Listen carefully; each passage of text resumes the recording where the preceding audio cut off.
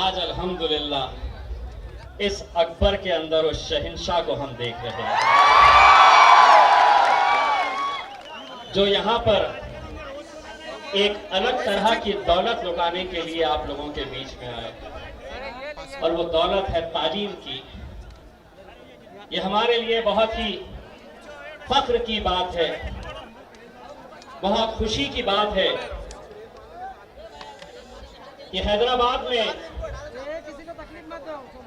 11 schools चलाने के बाद, अगर हैदराबाद के बाद महाराष्ट्र में पहला स्कूल जो खोला जा रहा है वो आपके और हमारे अपने शहर औरंगाबाद के अंदर खोला जा रहा है,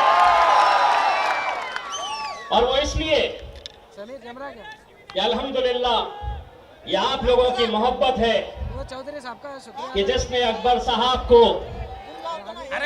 इस जिले से एक खासदार का तोहफा उन्हें नसीब किया था।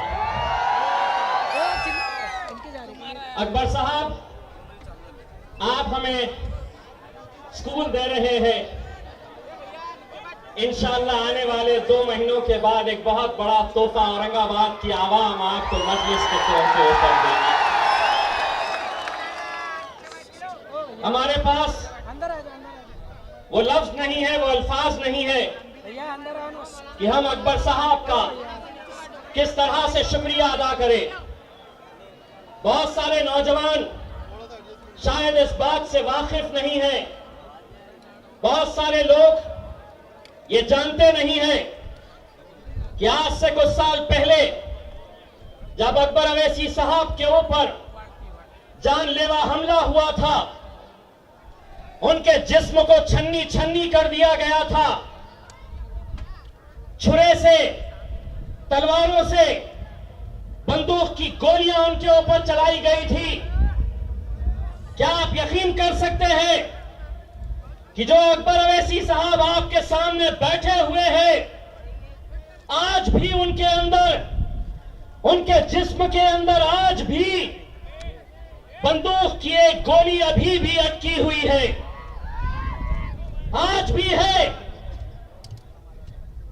जिस वक्त उनके ऊपर यह हमला हुआ था, दुनिया कहती थी कि अकबर अवैसी साहब का जिंदा बचना मुश्किल है, छन्नी हो चुका था उनका जिस्म। लेकिन जब अकबर अवैसी साहब बाहर आए तो एक पैगाम लेकर आए कि मारने वाले से बड़ा बचाने वाला होता है।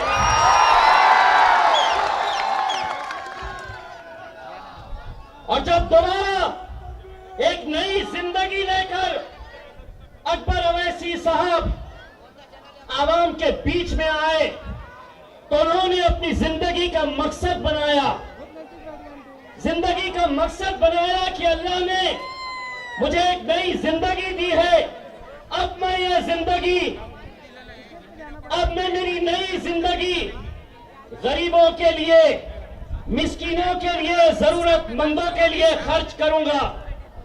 और शायद यही वजह है कि जितने दिन वो अस्पताल में थे, उनके लिए सिर्फ हैदराबाद की आवाम नहीं बल्कि पूरे हिंदुस्तान की आवाम दिन और रात उनकी जिंदगी की दुआएं मांगती थी। क्या वजह है कि आज अकबर अवैसी साहब हैदराबाद में इतना अच्छा काम कर रहे, चाहे वो कोरोना के पीरियड में हो, स्कूल चलाना हो, हॉस्पिटल चलाना हो। क्या वजह है कि वो आज आपके बीच में आए हैं? कहीं ना कहीं उन्हें भी मालूम है कि जो दर्द जरूरतमंदों की वो हैदराबाद में महसूस करते हैं, वही तकलीफ, वही दर्द वो औरंगाबाद के उन मजबूर माँ बाप के अंदर भी देखते हैं, जो अपने बच्चों को तालीम देना चाहते हैं, अच्छे स्कूल में भेजना चाहते हैं, लेकिन सिर्फ मजबूरी की वजह से, सिर्फ पैसे की वजह से। बताइए कौन ऐसा माँ बाप है जो अपने बच्चे को अच्छी तालीम नहीं देना चाहता है। हर माँ बाप अपने बच्चे को अच्छे स्कूल भेजना चाहता है, लेकिन सिर्फ पैसे की मजबूरी की वजह से नहीं कर सकते। लेकिन आज अल्हम्दुलिल्लाह ये मैदान इस बात की गवाही देगा कि आज से कुछ साल के बाद इसी सरजमीन से इंशाअल्लाह हमारे जो बच्चे यहां से तालीम हासिल करेंगे वो इंशाअल्लाह यहां से डॉक्टर बनकर, इंजीनियर बनकर, आईएएस बनकर, आईपीएस बनकर, हो सकता है कि कुछ एमएलए और एमपी भी बनकर यहां से अकबर अवैसी साहब का नाम आते ही बहुत सारे लोग उछल जाते हैं। बहुत सारों को यह तकलीफ सताने लगती है कि अकबर साहब यहां क्यों आ रहे हैं। तो सुनो,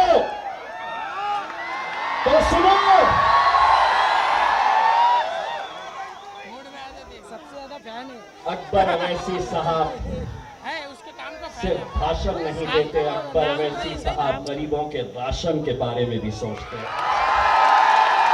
उनके पेट और उनके तकलीफों के बारे में भी सोचते हैं। तू देख मेरे नाम की पहचान कहां तक है। जो लोग कूद रहे हैं ये क्यों आए हैं, ये लोग भी बड़े परेशान हैं क्या मिलने वाला है। तू देख मेरे नाम की पहचान कहां तक है। कर ले तू बदनाम मुझे जहां तक तेरी औकात है। आज अकबर साहब, आज सिर्फ आप इस स्कूल का एक संगे बुनियाद डालकर नहीं जा रहे हैं। आज महाराष्ट्र के अंदर एक ऐसा पैगाम देकर जा रहे हैं कि हर राजनीतिक पार्टी ने, हर संगठन ने यह सोचना चाहिए कि हम किस तरह से गरीब, मजलूम, बेसहारा बच्चों के लिए हम क्या कर सकते हैं। अकबर साहब, जैसे मैंने आपको बताया हूं कि हमारे पास लफ्ज नहीं है, अल्फाज नहीं है, लेकिन मेरी ये आवाम, अल्हम्दुलिल्लाह मेरे ये नौजवान आपको अपने अंदाज के अंदर शुक्रिया अदा करेंगे। मैं आप लोगों से इल्तिजा करूंगा, दोनों हाथ ऊपर करिएगा और जोरदार तालियों से अकबर अवैसी साहब का शुक्रिया अदा करिए। और उस वक्त तक तालियां बजाते रहिएगा जब तक ये लोग आपका पैगाम वहां तक नहीं पहुंचाते हैं। कैमरे और दिखाइए अकबर अवैसी की मोहब्बत में है। दिखाइए अकबर अवैसी साहब के दीवाने हैं। बजाते रहो तालियां।